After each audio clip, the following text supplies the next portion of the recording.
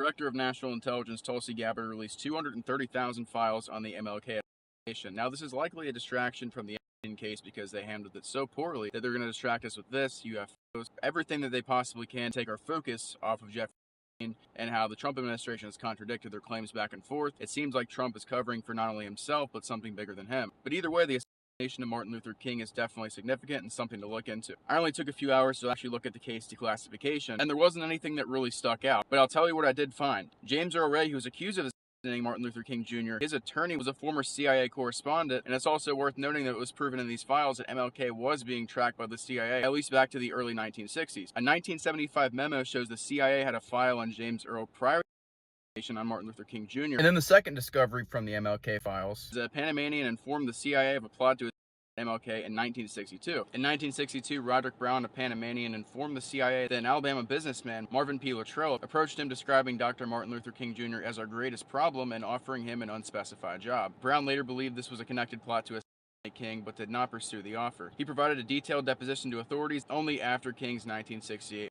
Marvin P. Luttrell, a car dealer, had given Brown his business card and encouraged him to make contact. So like I said, there wasn't anything that really stuck out. These are things that probably were already known, and I don't think the Martin Luther King assassination was even in my top 20 or 30 things that I cared about. Obviously a distraction from the way they've handled the Epstein case. Today on Twitter, everyone is still pushing back against us. Even Truth Social, Trump's own platform, he's getting ratioed on this topic. So Trump just can't walk away from this. He knows that. He knows that the base is not accepting this. We're going to have to see what happens from here, but each day it looks worse and worse for Trump the way he's handling this. I wish for his success, but he's not helping himself out here by lying to us and clearly running cover for this.